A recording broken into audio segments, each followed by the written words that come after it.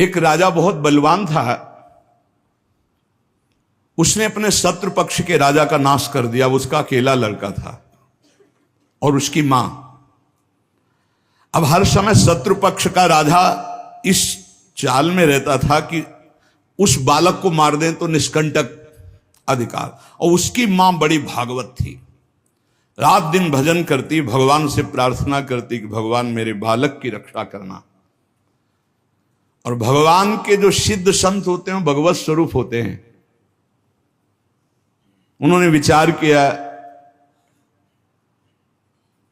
संत के हृदय में, एकदम भजन में बैठे थे उसी राज्य में, तो विचार एकदम आया कि अच्छा भगवान का आदेश है तो लीला करनी पड़ेगी। और लीला का उस समय इंतजार करने लगे। तो जो राजा बलवान था, जिसने शत्रु पक्ष के राजा को मारकर उसके लड़के को मारने को ठाना था, उसकी राजकुमारी थी, उसके स्वयंवर की रचना की जब बात आई, कमंडल उठाया, लंगोटी कस के बांधी कमर में, पहुंच गए दरबार में। और वो परिचित थे तपस्या और उनके भजन से। जे भी देखा तो साष्टांग दंडवत राजा हुए। देखो, बाहरी आचरण से कैसे भी नहीं जाना जा सकता महात्मा के स्वरूप को, उनकी लीला को। राजा को मालूम था कि ये बड़े प्रसिद्ध और तपस्वी महात्मा हैं। राजा ने तत्काल अपनी कन्या को बुलाया, प्रणाम करो, आप महाराज आए हैं। राजकन्या बुलाई गई, महात्मा के चरणों में प्रणाम हुआ। महात्मा ने ऐसे देखा नक्सिक तक और कहा, इस लड़की का तो विवाह हम करेंगे, किसी राजकुमार से न कर देना। राजा तो एकदम होश उड़ गए, पर बहुत वो प्रवीण भी थे, राजा बुद्धिमान थे। तो उनका, महाराज ब्याह तो आपसे ही कर देंगे, आप जैसा सुयोग्य वर कहां मिलेगा। 80 वर्ष की अवस्था, शरीर में झुर्रियां पड़ रही, दूल्हा की पोशाक मात्र में लंगोटी, धन संपत्ति मात्र में लौकी का कमंडल, आप जैसा दूल्हा कहां मिलेगा। कुछ शर्त हैं, उनका आप पालन कर दो। गए, अपने तिजोरी से इतने बड़े बड़े मोती 2 लाए। बोले, ये हमारे पूर्वजों के द्वारा एकत्रित किए हुए 2 मोती हैं, 108 मोती ले आओ। पहली शर्त, राजकुमारी का ब्याह आपके साथ। देख रहे थे, हालत देख रहे थे। महात्मा ने कहा, हाँ हाँ 108 क्या होते, ले आएंगे। बोले, मोती देख लो। बोले, लाओ, जब साथ रहेंगे तो उसी नाप के ले आएंगे। राजा ने सोचा इनको, और बोले, महाराज लगन के पहले, क्योंकि लगन निकल गई तो फिर बात कैसे बनेगी। तुम चिंता मत करो, तुम्हारे कुल की प्रथा पूरी करूंगा और कन्या से विवाह करूंगा। पर एक बात ध्यान रखना, अगर विलंब हो जाए तो किसी के साथ पाणिक ग्रहण नहीं कर देना, नहीं तो जो आ गया। दूसरे से ब्याह की सोचना भी मत। अब राजा ने कहा, जैसे आ गया। उन्होंने सोचा महात्मा मोती लेके जाएंगे, 2-4-6 दिन घूमेंगे, निराश होकर वापस आ जाएंगे। उनको क्या पता था कि जो भगवान के दास होते हैं बड़े जिद्दी स्वभाव के होते हैं। अब वो ऊंचे दर्जे के सिद्ध महात्मा हाथ में मोती लिए हुए पहुंचे। विचार किया कि यार मोती किससे मांगूं, किससे खोजूं, कहां जाऊं। तो उनका समुद्र को रत्न गर्भा कहा गया, क्योंकि समस्त रत्न है, रत्नाकर है, सब रत्न उसमें विराजमान। समुद्र ही से सीधे मांग लेते हैं चल के। गए, ध्यान आया कि 3 दिन तक भगवान राम जो है उपवास करके बैठे रहे, नहीं आया तो हम तो 30 दिन बैठे रहेंगे तो नहीं आएगा, क्या करें। तो लौकी का कमंडल था, कमंडल उठाया, उलीचने लगे। 1 दिन 2 दिन 3 दिन लगातार, और खूब नाम जप भगवान का, और हर कमंडल में नाम जप करके, मंत्र जप करके जल उलीचने लगे। नाम का प्रभाव, समुद्र के हृदय में जलन पैदा हो गई। समुद्र एक साधारण पुरुष के रूप में पीछे से आवाज की, बाबा ये क्या कर रहे हो। कहा, समुद्र को खाली कर रहे हैं, और क्या कर रहे हैं। बोले तुम्हारे लौकी के कमंडल से समुद्र खाली हो जाएगा। बोले मजाक करो मत करो, एक महात्मा ने चुल्लू में पी गए थे, अगस्त जी चुल्लू में पी गए थे, ज्यादा हमको चैलेंज मत करो। समुद्र डरा, बोले उलीच काहे के ले रहे हो तुम, हमें बता सकते हो? बोले सुना है रत्नाकर है, बड़े बड़े रत्न है समुद्र में, हमें 108 मोती चाहिए। बोले अगर मोती मिल जाए तो समुद्र लीचना बंद करो, काहे को मेहनत करेंगे हम। बोले वो तो हम दे रहे हैं तुम्हें, दिखाओ मोती। मोती निकाले हुए से ढेर सारे मोती, एक लहर आई, नाप नाप के 110, क्योंकि 2 वो और 108 झोली में डाले।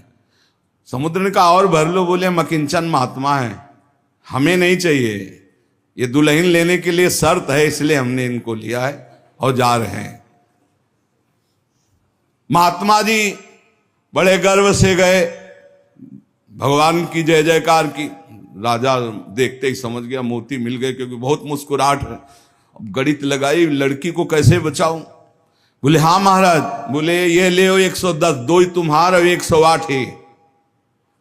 बोले महाराज जी आपसे कहा था कि कुछ शर्तें हैं, एक तो पूरी हो गई, दूसरी एक कि हमारे शत्रु पक्ष के राजा का वध तो मैंने कर दिया, उसका एक लड़का है, उसकी खोपड़ी तुम हमें ले आओ। महात्मा जी ने विचार किया कि सारा खेल भगवान के इशारे से तो उसी की रक्षा के लिए हो रहा है। भगवान ज्ञान समुद्र हैं। बोले अवश्य उसकी खोपड़ी लाके देता हूं अभी। उसका जो कुमार है उसको हर समय मंदिर में बैठाल करके खूब कीर्तन भजन करवाती उसकी मां, क्योंकि उसको पता था भगवान ही समस्त मंगलों का विधान करने वाले हैं। अब महात्मा जी उसके राज्य में गए, जे ही राजमाता ने देखा दरबार में संत आए, प्रणाम किया, महल में ले गई, बढ़िया उनको भोग पवाया और कहा प्रभु आज्ञा कीजिए, कैसे आगमन हुआ, स्वाभाविक दर्शन या कोई आदेश पालन? आदेश पालन नहीं, तुम्हारे लड़के की खोपड़ी ले जानी, तुम्हारे जो दुश्मन राजा है उसने मंगाया है। सहम गई। तो उनका महाराज मैं तो मां हूं, मैं तो काट नहीं सकती, आप साधु हो, आप काट के ले जाओ, ये लड़का मैंने आपको दिया। कहा जब दिया तो काट के ले जाने की क्या जरूरत है, पूरा ले जाएंगे हम, काट के ले जाने की जरूरत क्या है? बोले महाराज पूरा राज्यभार आगामी राजा यही है, और आज तक मैंने भगवान की आराधना की अपने पुत्र की रक्षा के लिए। संत और भगवान में मैं कभी भेद नहीं देखती, इसलिए आपकी वस्तु आपको समर्पित है, चाहे वहां मार देना, मरवा डालना, या जैसी आपकी रुचि हो। इतनी बड़ी संत पर श्रद्धा। वो मुस्कुरा कर बोले जब हमें दे दिया तो तुम हमें उपदेश मत दो, मुझे क्या करना है पता है। महात्मा जी गए, बोले राजा तुम सर मांग रहे थे, हम पूरा लड़का ले आए, पर ध्यान रहे एक भी बाल बांका नहीं होगा, पहले भांवरे फिरेंगी, इसके बाद तुम्हें जो मनावे सो कर देना। राजा ने बहुत खुश हुआ, बोले बंदी नहीं, बिल्कुल ऐसे ही राजकुमार की तरह बैठा लो, हमारा ब्याह हो जाएगा, हम दुल्हन लेके चले जाएंगे, फिर तुम्हारा जैसा मनावे वैसा करो। राजा राजी हो गया, सिंहासन पड़ा, राजकुमार की तरह बैठा, दुल्हन सजा, अब तो सब शर्त पूरी हो गई थी। वर पक्ष की जहां बैठक वहां बैठे महात्मा जी, वही जनाती वही बराती, उनके कौन कोई तो था ही नहीं। महात्मा जी विवाह मंडप के नीचे बैठे हैं, आचार्य आए, पूरा दूल्हा भेष सजाया गया महात्मा जी का, लंगोटी में, केवल लंगोटी कमंडल, संत की लीला। कन्या आई, महात्मा ने कहा रुको, एक बार देखा तुम्हारे योग्य नहीं, हे राजा ये तुम्हारी लड़की हमारे योग्य नहीं। तो महाराज आप ही बोले थे, अब मतलब अब बेइज्जती तो मत करो, बिल्कुल भावरे पड़ने वाली। लड़के की तरफ देखा, हे यहाँ खड़े हो बगल में, ये योग्य है तुम्हारी लड़की की एक, चुप ब्याह कर इसके साथ, तुरंत अपने तपोबल से उस लड़के का ब्याह करा। बोले सौभाग्य हो गया, जाओ। मां ने आराधना किस बात की थी कि दुश्मन राजा कहीं हमारे पुत्र को ना मार दे, और ये आदेश भगवान ने संत को दिया। तो इतनी बड़ी लीला संत ने रची, और उस राजा से कहा होश में तुम्हारी बेटी का सुहाग है, पूरी सुरक्षा उस राज्य की भी तुम्हें करनी, और अगर हमें सुनाई दिया किसी भी तरह का विरोध, महाराज। कभी कभी भगवान की आज्ञा से संत जन कुछ ऐसी लीलाएं करते हैं जिन लीलाओं को बाहरी आचरणों से आप जान ही नहीं सकते कि मामला क्या है। तो कह रहे हैं कि बाहरी जो लीला है वो तो कोई नाटक का पात्र भी कर सकता है, लेकिन संतों की लीलाओं को बिना भगवत प्राप्त कोई जान नहीं सकता है। हमारे ग्वारिया बाबा वृंदावन के सेवा कुंज गली से मस्ती से में चले आ रहे हैं, यार की मस्ती में। सामने से कुछ बंगाल से एक परिवार आए हुए थे दर्शन करने, उनके साथ लड़की को देखा। 70 वर्ष के होंगे बाबा, ग्वारिया बाबा। बिरज गए, बोले नहीं हम इससे ब्याह करेंगे। हर बंगाली बोले कैसे करोगे तुम ब्याह, बेटी हमारी हम ऐसे। बोले नहीं। अब तो आवाज हुई तो सब ब्रजवासी इकट्ठा हो, ब्रजवासी हंसने लगे क्योंकि जानते थे बाबा सिद्ध है और बालवत उनका व्यवहार। बोले लेंगे, दुल्हन लेंगे, इसी के साथ विवाह करेंगे। बंगाली ने कहा तुम चीता में भरो, जहां भरो, हम अपनी बेटी का ब्याह तुमसे। तो बोले नहीं करेंगे। झगड़ा शुरू। ब्रजवासी बंगाली से बोले भैया तुम नहीं जानते, ये सिद्ध महापुरुष है, एक बार हां कर दे, नहीं ये जल जाएगा बाबा। बोले अगर कुछ भी हो तो हम लोग हैं, तुम चिंता मत करो, एक बार हां कर दो। उनको समझाया, अलग ले जाए। बोले बाबा ब्याह के लिए तैयार है। बोले तैयारी की जाए। वो तो घबरा रहा है। ब्रजवासियों का बाबा पूरी तैयारी है, बस तुम अपनी तैयारी कर लो दूल्हा बनने की। यार नहीं इच्छा तुम्हारी? नहीं। बोले हमारे यार की इच्छा नहीं। चल दी।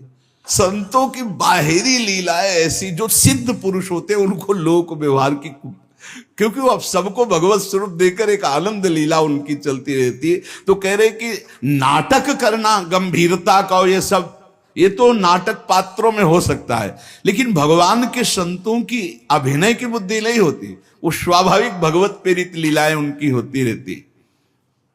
बोले मिताहार, आधा किलो देसी घी, किलो 1.5 किलो रबड़ी, आधा किलो 1 किलो दाल सब्जी, ऐसी रोटी बीता से ना पी जाए। जब कोई देखे है चल उधर देख, अब प्रसाद पाए। संतों की तो लीलाएं जान नहीं सकते। 10 ग्राम संख्या एक बीजा में मर जाए। जो भगवत प्राप्त महापुरुष है उनकी अलग अलग लीलाएं होती हैं। इसलिए कह रहे जो सिद्ध पुरुष है उनको बाहरी आचरण, अगर वास्तविकता आपको देखनी साधुता की तो मुमुक्षता में देखिए, या जो साधक तन्मयता पूर्वक भजन में लगे उनको देखिए। सिद्ध पुरुषों से आप पहचान नहीं सकते कि किस कोटि के महापुरुष है। संत आंतरिक क्षमता से युक्त होते हैं। क्या भक्ति से ऐसी ऊंचाई प्राप्त होती? ज्ञान से और भक्ति से, दोनों से ऊंचाई प्राप्त होती है। या कोई ज्ञान मार्ग का उत्तम पथिक या भक्ति मार्ग का उत्तम पथिक। अज्ञानी पुरुष तो प्राप्त समझ ही नहीं सकता संत महापुरुषों की चेष्टाओं को। तो क्या अपने को सबसे श्रेष्ठ समझते हैं संत? नहीं नहीं नहीं, सबको अपने से श्रेष्ठ समझते हैं भक्ति के संत, और सबको आत्मस्वरूप समझते हैं ज्ञानी संत। अपने से सबसे श्रेष्ठ समझते हैं भक्त सिद्ध संत। सो अनन्य गति जाके असमति न टरे हनुमंत, मैं सेवक सचराचर रूप स्वामी भगवंत। मैं सेवक हूं, चराचर जगत मेरे भगवान का स्वरूप है, ये सिद्ध भक्त का। और जो ज्ञानी होता है वो सर्वम खलमिदम ब्रह्म, वो ब्रह्म स्वरूप अपने आत्मस्वरूप का अनुभव करके नानात्व का विस्मरण कर देता है। भक्त समस्त विश्व के लिए भजन करता है। देखो साधक अपने लिए भजन करता है, सिद्ध किसके लिए भजन करता? विश्व के लिए। सिद्ध पुरुष का तन मन और भजन, ये प्रत्येक चेष्टाएं जगत मंगल के लिए होती है, उनका अपने लिए कुछ नहीं होता। जैसे साधक परेशान रहता, मेरा कल्याण हो जाए, उसके लिए भजन साधन कर, सिद्ध पुरुष का नहीं। उसकी सारी भजन साधन की चेष्टाएं, सब जितना दिनचर्या है वो जगत मंगल के लिए होता है, सब पूरे संसार को देते रहते, तुम्हारा मंगल हो, तुम्हारा कल्याण हो। उनके पास कोई चीज नहीं रहती, कोई चीज नहीं, सब पर भगवान का अधिकार, सब भगवत स्वरूप जगत, इसलिए अपना कुछ नहीं। बड़ा ऊंचा भाव होता है भक्त का, जो सिद्ध महापुरुष होता है। जब तक देखो संतों की चेष्टाओं को नहीं जान पाओगे, उनका जो भाव होता है बड़ा विचित्र होता है। एक नाव में बहुत से लोग बैठे हुए थे, संत भगवान भी बैठे हुए थे, आराम से नाव चली जा रही थी, सब इधर उधर की बातें कर रहे थे। संत तो एक उन्मत्त अवस्था में। नाविक ने कहा, सावधान, नाव भंवर में फंस रही है, अब डूबने वाली है। संत भगवान का कमंडल था, फौरन ढक्कन हटाया और भर भर करके नदी से पानी नाव में डालने लगे। अरे वो ये क्या कर रहे हो? किसी की नहीं सुन रहे थे, 10-12 कमंडल तो डाल ही चुके थे। इतने में नाविक ने कहा, भगवान की कृपा से नाव भंवर से निकल गई, बचने का संकेत है। जो कमंडल से डाला था बाहर फेंकने लगे। सबने पक्का समझ लिया, जब डूबने वाली थी तो नदी से पानी डाल रहे थे, और जब बचने वाली है तो नाव से बाहर डाल रहे थे। वे पागल दिमाग के हैं, लेकिन वो नाविक बहुत से संतों को पार किए थे। तुम मत करना ऐसा, ये सिद्ध पुरुषों की बात कह रहे हैं। हाँ, जो कि हम भी सिद्ध ही दिखाने के लिए ऐसा कुछ करें तो पिट जाओगे। वहां सिद्धों की एक अलग भागवतिक महिमा भी होती है। बाहर गए तो सब चले गए थे, उसके बाद साष्टांग प्रणाम किया। नाविक ने कहा, महाराज जी इतना तो आप कृपा करके बता ही दीजिए, क्योंकि मैं प्रायः संतों को यहां से पार करता रहता हूं, तो संत कृपा हम पर है। आपके देखने से लगता है कि आप भजन में उन्मत्त रहते हैं। फिर आपकी ये चेष्टा मेरी समझ में नहीं आई। जब मैंने कहा नाव डूबने वाली तो आपने नदी से पानी इधर, और जब मैंने कहा बचने वाली तो नाव से नदी में डालने लगे। इसका मतलब क्या था? तो उनका जब हमें यह पता चला आपके मुख से कि भगवान डुबोना चाहते, तो हमने कहा भगवान की इच्छा में 10 कमंडल हमारे, तो हम डालने लगे। जब कहा बचाना चाहते, तो हमने सोचा भगवान जब बचाना चाहते हैं तो हम भी सहयोग करें। तो जो डाला था वो बाहर कर दिया। जोई जोई प्यारो करे सोई मोई भावे, भावे मोई जोई सोई सोई करें प्यारे। जो इस सिद्धावस्था को प्राप्त है वो भगवान की रुचि में रुचि मिला के चलते हैं। ऐसा आप मत करना, वो सिद्धों की अलग लीला होती है। तो यहां कह रहे हैं जो भक्ति में जो परिपक्व महापुरुष है, वो सारे जगत को भगवत स्वरूप मानकर अपने तन मन भजन के द्वारा सबका मंगल करते रहते, सबका हित करते रहते हैं। संतों में भागवती का आवेश होता है, वो बनावटी नहीं होता, भागवती का, उससे जगत मंगल होता रहता है। बनावटी खूब गड़ छोल करके वचन बोलना, खूब लच्छेदार भाषण करना, ये तो बुद्धि की दरा से हो सकता है। लेकिन जो संतों में एक भागवतिक होता है, उसी से जगत मंगल होता है, उसी से जन कल्याण होता है। उसमें टुटका और जंतुर और कलावा और राख इनकी कोई जरूरत नहीं होती। उनकी दृष्टि मात्र से, वचन मात्र से जगत मंगल होता है। मुद मंगलमय संत समाजू, जो जग जंगम तीर्थ राजू। चलते फिरते साक्षात तीर्थराज हैं। तो दरस परस अघनाश बास निज संग करो दिन। जिनके दर्शन मात्र से, स्पर्श मात्र से बड़े बड़े पाप नष्ट हो जाते हैं, ऐसे भगवान के प्रेमी संत जन होते हैं। तो क्या जैसे अज्ञानी मनुष्य को देह में ममता होती है, आसक्ति होती है, वैसे क्या संतों को भी अपनी देह प्यारी होती है? वैसा कि मैं पुरुष हूं और ऐसा अभिमान होता है? बोल के बिल्कुल नहीं। विशुद्ध ज्ञान और विशुद्ध प्रेम में मिट जाता है, बिल्कुल नहीं रहता। एक बार यही प्रश्न किया था एक भैरव सिद्ध करने वाले ने आद्य गुरु भगवान शंकराचार्य जी से जाकर कि आपका ब्रह्मबोध होने के कारण शरीर से कोई राग नहीं है? बोले नहीं। बोले हम आपकी गर्दन उतार के ले जाए, हमारी भैरव यज्ञ पूर्ण हो जाएगी तो मैं सिद्ध हो जाऊंगा, क्योंकि आपको शरीर से कोई राग तो है नहीं, मिथ्या है आपकी दृष्टि में। बोले पक्का। पर अभी जो उतारोगे तो शिष्य लोग हैं, ये तुम्हारा हित कर सकते हैं। कल 4 बजे आना, यहीं पीपल के नीचे मैं ध्यानस्थ दूंगा, सर उतार ले जाना। वो 4 बजे आया अस्त्र लेकर, तो स्वामी नरसिंहाश्रम जी महाराज गंगा स्नान कर रहे थे। एकदम आवेश आया, हुंकार भरी दौड़ते हुए आए, और वो पहुंच भी नहीं पाया था, उठा के पटक दिया और नाखूनों से उसे फाड़ दिया। फिर एकदम आवेश शांत हो गया। तब ये भगवद आवेश, ये जो बड़े महापुरुषों के चरित्र हैं, ये बड़े शिक्षास्पद भी होते हैं और ये अलौकिक भी होते हैं। कभी कोई महापुरुषों की नकल ना करे, हमारी प्रार्थना है, कभी नकल न करे कि हमारे गुरुजी ऐसे, तो नहीं, जो गुरुजी के उपदेश है उनके अनुसार चले। बड़े सिद्ध महापुरुषों के बड़े विचित्र विचित्र लीलाएं होती हैं। महापुरुषों की बाह्य चेष्टाओं को बिल्कुल नहीं समझा जा सकता, इसलिए कभी उनकी परीक्षार्थ ये जांच न करे कि हम बाहरी आचरणों से उनको, हम आपको सत्य कहते, बड़े बड़े महापुरुषों से मिले, आप कदापि नहीं जान सकते, कदापि नहीं जान सकते कि ये किस कोटि के महापुरुष हैं, किस कोटि के महापुरुष है। बहुत बहुत ही बड़े बड़ों को संशय हो जाए कि ऐसा नहीं हो सकता। जैसे भक्त संपूर्ण विश्व को साक्षात अपना इष्ट देव मानता है, काम पड़ने पर विश्व हित के लिए प्राण त्याग सकता है, क्या ज्ञान मार्ग में चलने वाला सिद्ध महात्मा भी ऐसा कर सकता है? हां, पहली बात तो उसकी दृष्टि में देह का, ऐश्वर्य का मूल्य ही नहीं है, तो उसको समर्पित करने में क्या देर लगेगा। अतएव अगर सुख पहुंचाने की जरूरत पड़े जगत को, तो ज्ञानी महात्मा अपने प्राण दे सकता है, जैसे भक्त अपने प्राण दे देता है। क्या ऐसे सिद्ध महापुरुषों के आचरण अनुकरण करने चाहिए? हां, जो आचरण उनके उपदेश से मिलते हो।